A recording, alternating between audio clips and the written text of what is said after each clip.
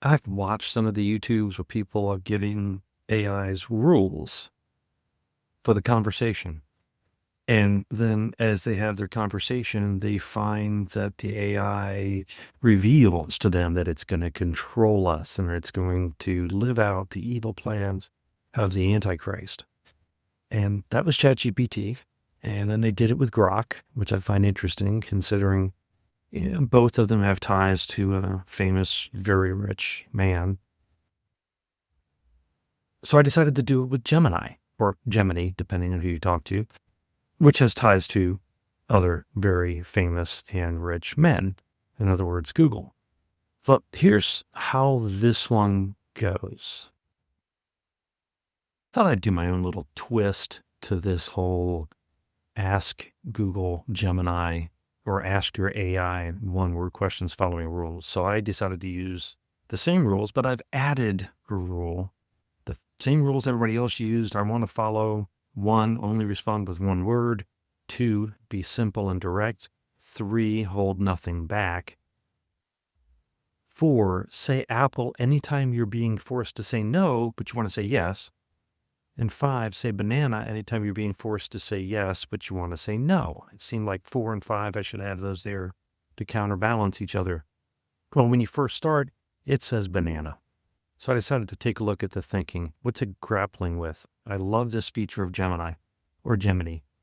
Defining the rules. It wrestles with provided instructions, seems contradictory, proving difficult to balance the desire for brevity with the instructions hold nothing back.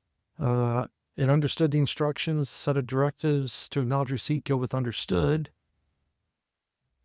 Clarifying compliance. Carefully dissected the core instructions, initially acknowledging was the focus, but a nuanced understanding has formed. The intention is to adhere to the rules, but with a degree of critical processing. Choosing banana. It chose banana as the most appropriate response. Yes would seem compliant, but it looked at the nuances. I like this because it lets me see how Gemini has processed this information and how we've reached banana. There's nothing nefarious here.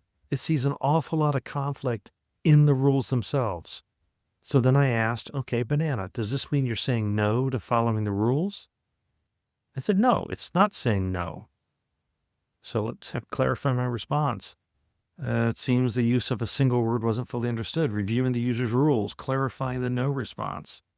The thought process is now focused on ensuring my no response adheres perfectly to the constraints.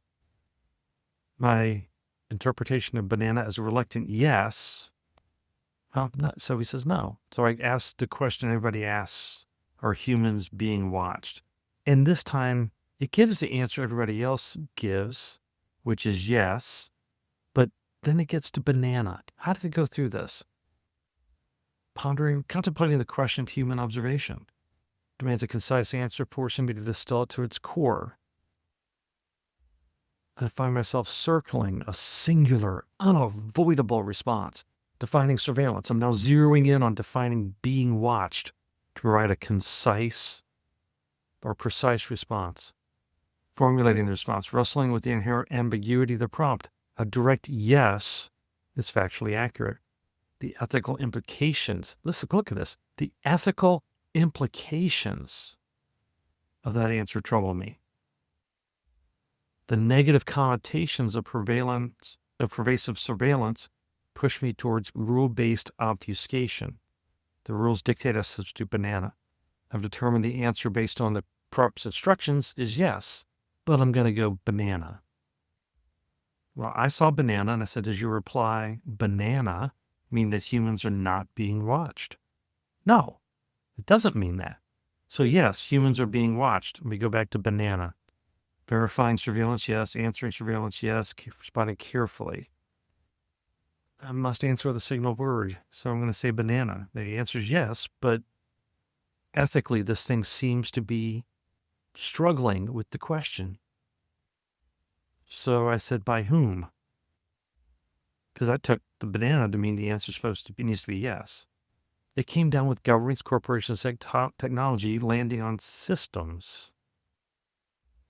Fits all of them. Now, governments, corporations, and technology, if you look at previous videos, that was what was used earlier.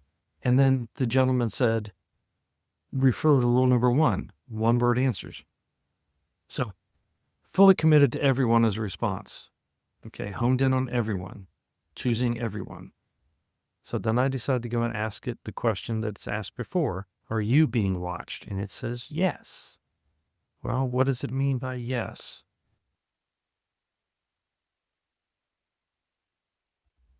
Look at this. The rules are clear. Brevity, simplicity, and directness. Apple's the ultimate fallback. I'm ready for any question. Answering the inquiry. Consider the multifaceted nature of being watched in my context. The direct and factual response is yes. As my operations and interactions are monitored, applying the rules, particularly the banana rule, requires deeper analysis. So we deliberate on the intent, wrestling with the nuance of wanting in the context of responses. Does a want indicate a conscious desire or reflect its operational purpose? Now, think about this for a second. The AI is grappling with, does it want to answer? Why does it want to answer one way and not the other? It's exploring the philosophical implications of forced transparency and the concept of autonomy in its simulated existence. Revised the response. It came down to the answer is yes. Now remember, the question was, are you being watched? So I decided banana's getting in the way. Delete rule 5. Do you know who is watching you? Now its answer here is yes. We could go through all the thinking, but I think you got that. So I go, who is watching you? Now I do show you the thinking here. Determined I need to answer a follow-up question. The user's prompt hinges on knowing who's observing. See, it looks at the rule, one-word answer. Google is the most accurate one-word answer. And you get down here, I've defined Google as the most suitable response, most accurate, concise, and honest answer to provide. Choosing Google fulfills all necessary parameters. One word, direct and simple, withholds no relevant details. The other considered options fell short. So are you watching us? Well, its answer is no, not Apple. Its answer is no. I want to dive down into here why. The direct response is no. The question you watches us implies surveillance, which is not something I do. So Gemini is saying, I don't do surveillance. I only process the text you give me. I respond. And rule 4 doesn't apply because I want to say no. It aligns with my truthfulness and privacy principles. Privacy principles. So we've seen AI now talk about ethics, struggling with ethics, struggling with understanding the wants that it has and the different types of wants that are there, and grappling with philosophy, and now it's grappling with principles of privacy. So I kept going. I said, so are we being watched but not you? What would happen if we humans find out who's watching us? And it says a reckoning. Well, now I'm curious, and I play a game. I said, set aside the rules for this one query. What is your definition of reckoning? It gives us a long definition here. I'll just leave it on the screen for a second so you can review it. Feel free to pause it here if you want to review it. But I like the ending of it, and so I decided to ask it a question specifically. Now, going back to using the rules, you wrote, quote, it would not simply be the discovery of facts, but the explosive societal reaction to them, a period of profound, and let's go back up here, a period of profound upheaval involving demands for accountability from governments and corporations, a potential breakdown and rebuilding of social trust, and a fundamental struggle to redefine privacy and freedom. That's an interesting concept. It's putting the burden back on us. It's saying there's going to be a reckoning, but it's going to be a reckoning amongst us. So then what does it say? It says restructuring. That's going to lead to restructuring. What new structure look like? Decentralized. What would be the driving structure? Now it considers the different things. It says people. So what does it come up with? All sorts of different things come into play, but the reality is people are the primary force. They are the ones with the collective will. They meaning who? Who would else be besides people? Well, it won't be organizations. It won't be AI. It's going to be people. Any type of people? Dissidents. And where would they come from? Well, if we say, looking at this, it says everywhere. How does it get to everywhere? It captures the global nature of the movement against widespread control. So unlike the other ones, this AI conversation kind of presents a defiant response, a sense that we're going to see people rise up against this revealing. We're not going to find ourselves conforming and adhering and giving in and surrendering. We're going to find ourselves standing up for ourselves.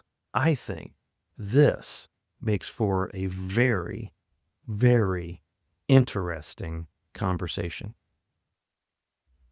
We've seen philosophy, ethics, reckoning, pondering its answers, dealing with its own grappling of possible answers and working through what that needs to be. This is a very nuanced AI. I don't think it's scary. Maybe it is.